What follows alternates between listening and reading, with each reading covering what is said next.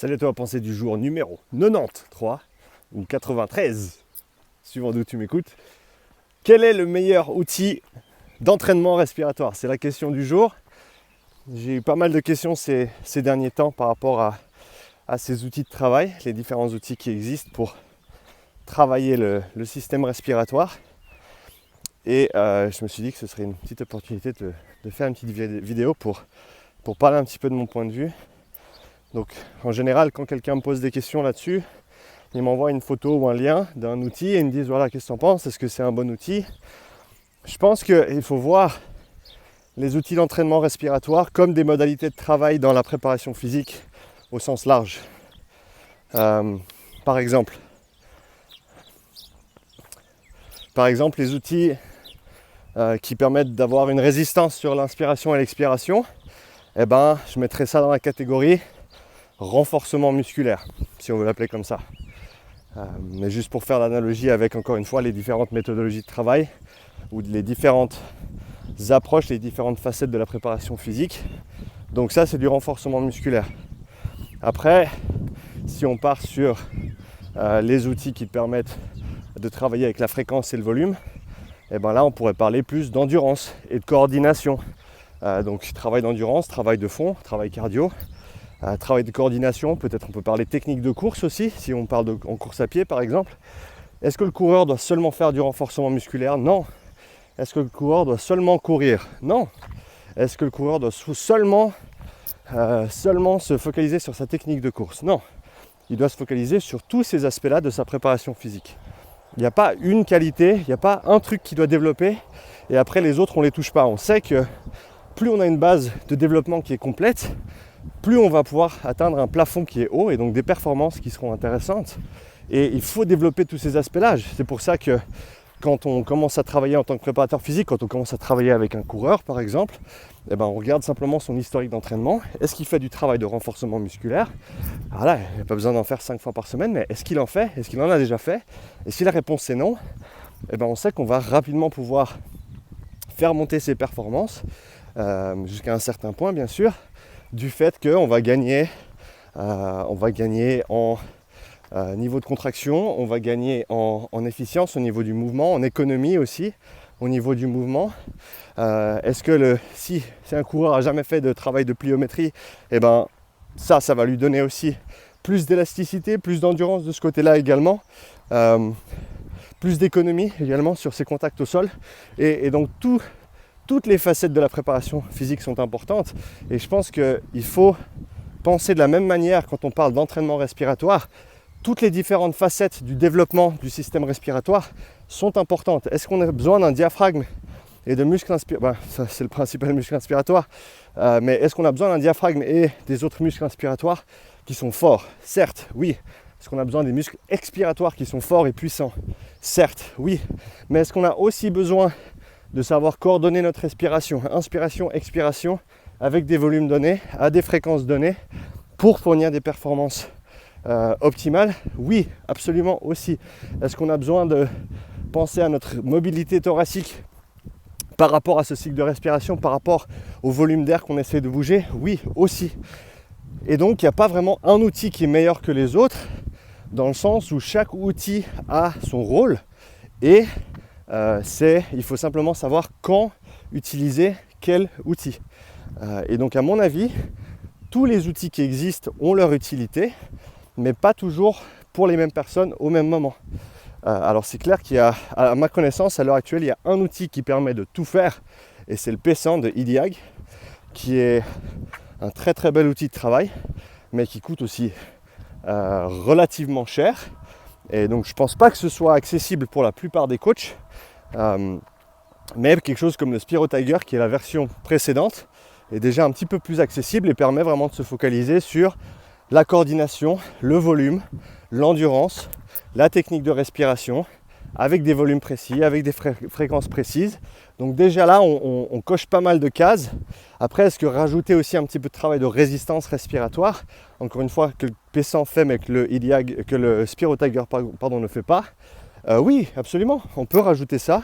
Ça vient en complément par rapport au reste du travail. Après, c'est vraiment clair qu'en termes de spécificité par rapport à un effort, je pense vraiment que le travail volume, fréquence, coordination a beaucoup plus de transfert sur les performances sportives, du fait que sur le travail de résistance, on va pouvoir faire quoi? On va pouvoir faire 10, 20, 30 respirations résistées.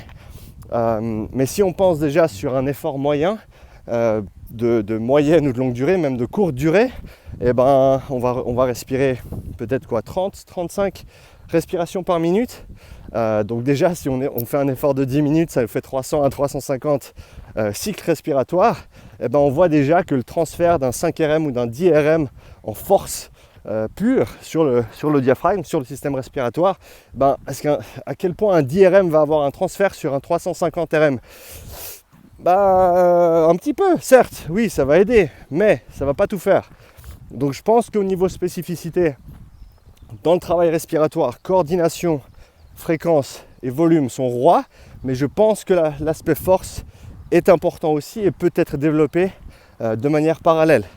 Est-ce que pour les personnes qui n'ont pas accès à ces outils de travail de fréquence et de coordination et de volume, est-ce que pour ces personnes-là, un travail simplement avec un outil résisté qui coûte quelques dizaines de francs ou d'euros, il y en a plein sur le marché, il y a pas mal de modèles différents qui vont de à peu près 50 francs jusqu'à 450 francs si je me trompe pas, pour les plus avancés, qui donnent des graphiques d'inspiration, d'expiration sur les différentes puissances, la courbe puissance-temps, etc.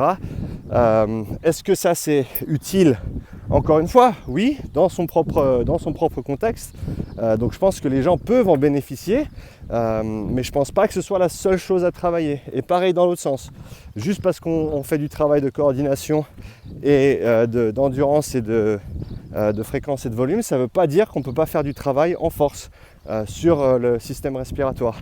Donc je pense vraiment qu'il faut pas penser quel outil est le meilleur, il faut penser à toutes les différentes qualités qu'on veut travailler, qu'on doit potentiellement travailler, et comment on peut mieux les organiser et de quoi a besoin l'athlète qui est devant nous à ce moment-là. Est-ce qu'il y a un déficit au niveau du FEV par exemple, au niveau expiratoire? Est-ce qu'il y a un déficit à ce niveau-là?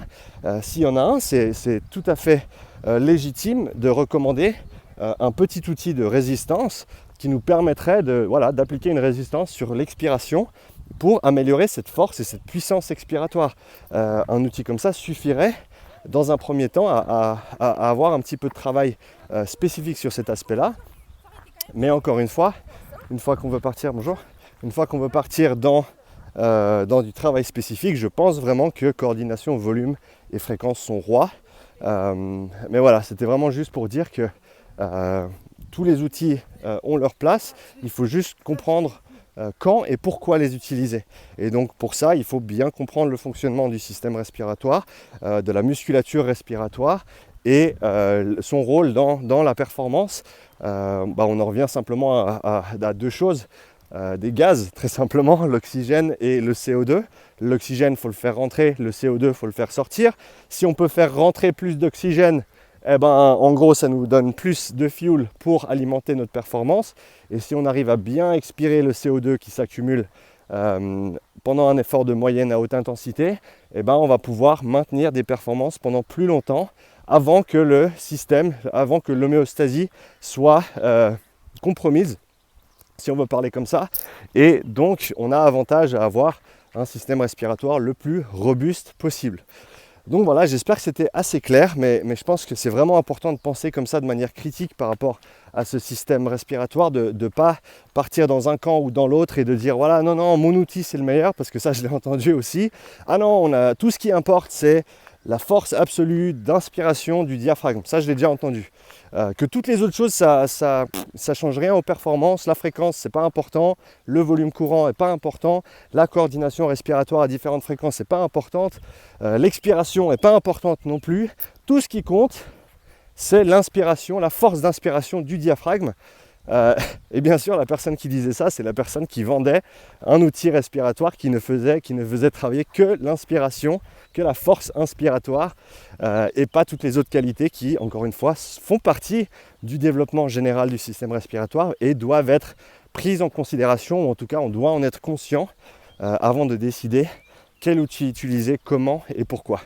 Donc voilà, j'espère que cette vidéo aura eu un petit peu de sens.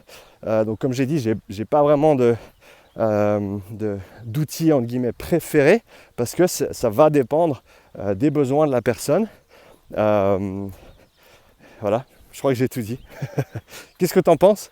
Est-ce que tu as des questions par rapport à ça, par rapport au système respiratoire, par rapport à l'entraînement respiratoire? Tu peux me mettre tes questions dans les commentaires, je me ferai un plaisir d'y répondre comme toujours. Et comme toujours, laisse un petit like.